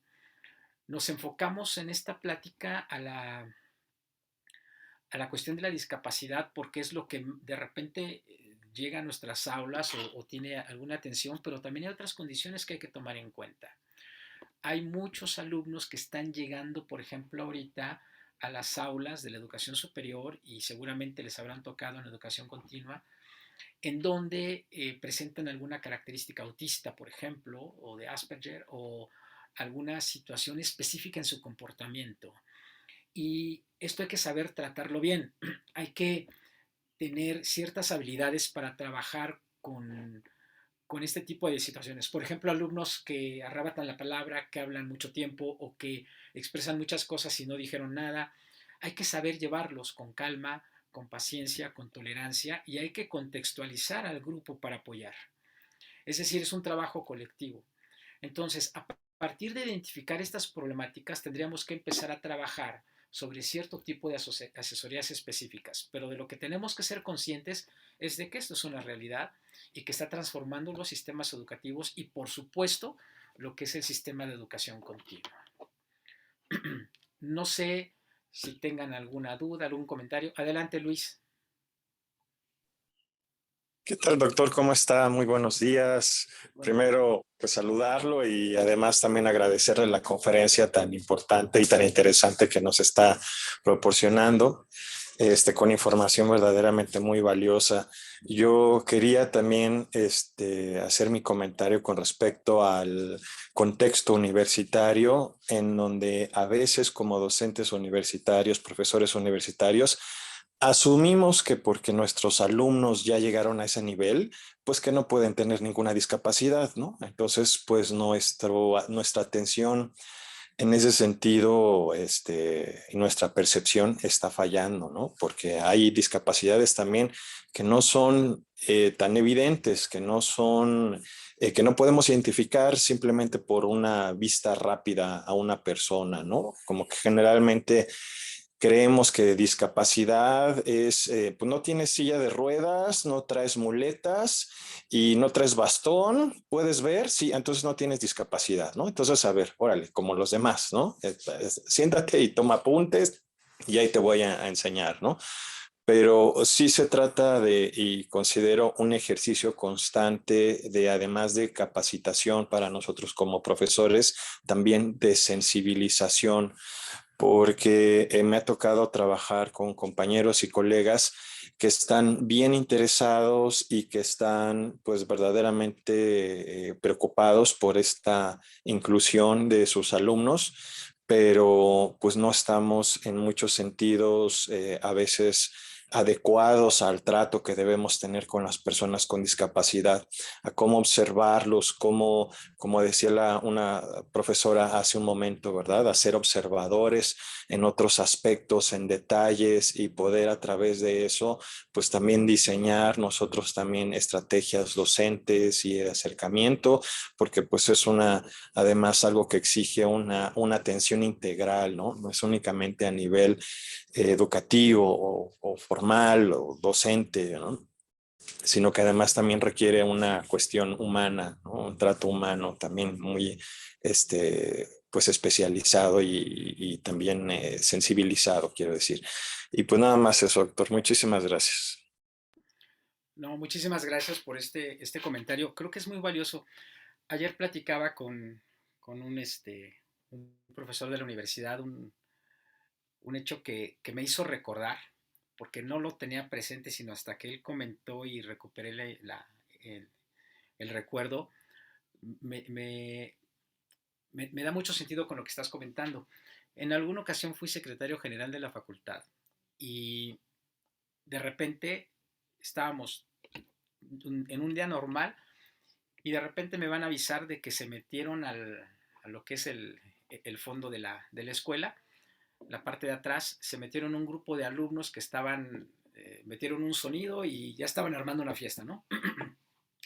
Entonces fui a verlos porque pues no podían estar ahí. Entonces les dije que apagaran su música y se salieran. Entonces llegó una alumna a reclamarme, o sea, llegó muy, muy enojada a reclamarme, pero estaba tomada, o sea, ya habían estado tomando y llega a reclamarme y me dice, no nos saques de aquí porque esta es mi escuela, ¿no? Y le dije, pero hay reglas y no puedes tomar y estás infringiendo un reglamento y mira, tranquilízate porque ahorita te vamos a atender, no te preocupes, pero no pueden estar aquí, ¿no? Y entonces llorando me dice, es que si tú nos sacas de aquí, me vas a mandar a mi casa en donde está mi padrastro que lo único que hace es golpearme, ¿no? Y bueno, entonces cuando me dijo eso me quedé así como que dije, ups, ¿no? En ese momento, miren, yo llevaba un año de estar trabajando en la administración y en ese momento me di cuenta de lo importante que era mi cargo, ¿no? Cuando ella me dice que no quería salirse de la escuela porque su casa era peor, entonces dije, híjoles, el compromiso es muchísimo. Eh, por eso entiendo que cuando hablamos de educación tenemos que pensar en responsabilidad. Y bueno, lo que hicimos fue trabajar con ella, darle mucha asesoría. Yo fui a hablar con sus papás, ¿sí? Y tuvimos por ahí unas charlas con ellos. Y, y bueno, afortunadamente logramos que la estudiante terminara su carrera, que saliera adelante. Actualmente es docente en una universidad en Monterrey y todo va bien, pero nos costó mucho trabajo. Y este tipo de cosas no hubieran tenido sentido si no hubiéramos sido responsables por ellas. Y ese es un ejemplo muy, muy extremo, ¿no? Pero hay casos también muy sencillos en los cuales nosotros nos damos cuenta de lo importante que son los espacios educativos para los alumnos. Y sí es muy importante lo que señala Luis en este momento. Mayor conciencia, mayor responsabilidad, mayor preparación para ir formando un sistema de más calidad. Eso es la calidad, eso es lo que hace ratito hablábamos. Eso es ser profesores con calidad, porque hay una responsabilidad sobre lo que son los procesos de aprendizaje, sobre lo que es el alumno como persona. Pero también, reitero, es una exigencia del contexto. Se nos está exigiendo mayor preparación, mayor compromiso, y entre mayor información tengamos, creo que podemos trabajar mejor. Pero también hay que generar estrategias. Y yo creo que una buena estrategia es la de generar redes de apoyo para poder fortalecer lo que son los procesos que se ofrecen desde, en este caso, el ámbito de educación continua. Perdón, tomé la palabra. No sé si alguien más tenga algún comentario, alguna pregunta, algún reclamo, algo. Fabi, adelante. Gracias. Yo, dos cosas. La primera es nada más avisarles que estoy poniendo en el chat la liga para quienes, al formulario para quienes deseen obtener su constancia de asistencia. Ese es el aviso parroquial. Y la segunda, Mauricio, algo que a mí en lo personal me preocupa mucho, sobre todo en el ámbito de educación continua de la UNAM, es que para educación continua generalmente contamos con profesorado externo, ¿no? Tenemos pues ese gusto también, ¿no? De trabajar con personas que no solo son de la universidad. Entonces ahí la cuestión que me preocupa es cómo, sobre esto que acabas de mencionar, que es importante la capacitación del profesorado, en estos casos en concreto, ¿cómo hacemos para, si bien no hacer una capacitación, porque eso tomaría tiempo y al ser externos quizá requiera un tiempo que no tienen, ¿no? Pero entonces, ¿qué acciones muy concretas podríamos nosotros, como jefes responsables de las unidades de educación continua, hacer para pedirles que puedan considerar ciertos elementos en el diseño instruccional de sus cursos que permitan precisamente atender a una población que es mucho más diversa de la que pensamos, ¿no? Un poco lo que decía Luis hace rato. O sea, sí creemos que si no tiene así la silla de ruedas, entonces ya, ¿no? Todos parejos. Y no, entonces yo creo que sí digamos ahorita un reto muy concreto es tomar acciones igualmente muy concretas que nos permitan entonces atender esto y dejar pues de pensarlo sí como objetivos amplios y más bien, pues eso, ¿no? Y concretizarlo. Gracias. Sí, yo creo que va mucho en el sentido de lo que es los perfiles. O sea, hay que tener mucho cuidado con los perfiles que, que se tienen de los profesores. Eh, yo conozco muy bien mi facultad desde hace muchos años. Pues ya vieron ahí en mi currículum cuántos años de vejez tengo ahí. Pero ha pasado por momentos difíciles, ha pasado por comentarios de que, no sé, que los cursos no servían para nada, de que no eran una buena opción. Afortunadamente, el concepto ha cambiado, o sea, creo que tenemos una oferta de cursos de mucha calidad y una preocupación por la diversificación de opciones, pero también por la calidad de los docentes que se encuentran ahí. Cuando hablamos de calidad, hablamos precisamente de que tengan un perfil, que sí tengan una experiencia docente también formativa. Yo creo que hay que apuntalar a que los docentes que tenemos en educación continua sí tengan preparación en educación. O sea, que tengan algún diplomado, algún curso, alguna actualización, porque si no nos quedamos nada más en el ámbito profesional y a veces las estrategias pedagógicas y didácticas no son las adecuadas. Entonces, la supervisión es muy importante. El hecho de tener muchos años de antigüedad docente no quiere decir que seamos buenos docentes. Y, y bueno, es como tener un mayor control. Ahora, si hay formas de incidir en lo que son las planeaciones, por ejemplo, o lo que son eh, los diseños instruccionales. Podemos generar puntos específicos que los profesores consideren. Por ejemplo, eh, si nosotros, yo por ejemplo diseñé hice un diseño instruccional para una universidad privada y sí me pidieron que tuviera algunos puntos para considerar elementos de vulnerabilidad precisamente por la pandemia. Entonces yo le pido al docente que en uno de los formatos me ponga características que no precisamente se le preguntan a los alumnos cuando se presentan en un curso, ¿no?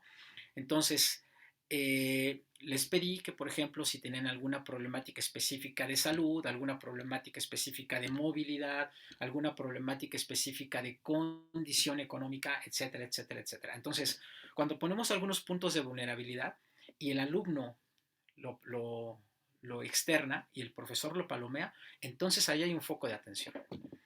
Y lo que se hace es supervisar que el profesor tenga atención hacia esa condición y le dé seguimiento y la reporte finalmente a la supervisión. Entonces, por ahí podríamos empezar y podemos trabajar otras estrategias. Y bueno, también sería temática de otra plática, ¿no? Como para manejar puntualmente algunos puntos algunas estrategias, perdón, que pueden dar sentido a este tipo de preocupaciones. No sé si respondí, Fay. Sí, claro que sí. De hecho, pues a nosotros nos daría muchísimo gusto volverte a invitar entonces para tener esta segunda charla, donde podamos entonces ver esos puntos que mencionas al final. Yo creo que sería muy, muy útil para toda nuestra comunidad. Y entonces Mariana Sánchez tiene la mano levantada, le voy a hacer la palabra. Gracias. Hola, gracias. Yo tengo una pregunta porque me gustaría saber la opinión sobre, yo he visto en algunas universidades extranjeras que para los registros a cursos o actividades académicas, en el preregistro ponen una pregunta que habla sobre si la persona que se registra tiene alguna discapacidad o necesita un apoyo especial. Y quisiera saber la opinión del doctor. Gracias. Sí, Mariana, muchas gracias. Esa es una de las estrategias que se tienen. saber qué problemática tienen los alumnos para conocerlos y sí se escudriña un poquito más en ciertos puntos específicos precisamente porque son proyectos inclusivos. Es decir, dentro de los formatos ya de identificación de comunidades vulnerables, se piden cierto tipo se hacen cierto tipo de preguntas para obtener cierto tipo de información y de esa manera ya se trabaja. ¿Saben quién hace eso? Eso hacen en el CONALEP. A mí me dio mucho gusto ver eso porque eh, tienen estrategias que van a la vanguardia. Cuando sus alumnos ingresan, como son alumnos que por su condición económica y social son vulnerables ya de entrada, entonces ellos hacen una serie de preguntas muy específicas en sus cuestionarios de ingreso y salen resultados bien interesantes y entonces contratan por temporadas a cierto tipo de profesores para atender. Se los comento porque como tengo profesores que se dedican a la educación especial en mi diplomado, pues se les ha contratado para ser profesores, por ejemplo, de traductores de lengua de señas para alumnos sordos en CONALEP, ¿no? Entonces, es parte de un programa, tienen presupuesto para ello y lo llevan a cabo porque tienen esa cuestión inclusiva. Pero, efectivamente, como bien señala Mariana, es algo muy común en universidades, no solamente extranjeras, sino privadas también. Por eso lo que les comentaba de la universidad que ahorita les dije del diseño instruccional, porque tienen también ese mismo sentido y buscan dar alguna atención específica si tienen algún alumno con alguna discapacidad. Uh-huh.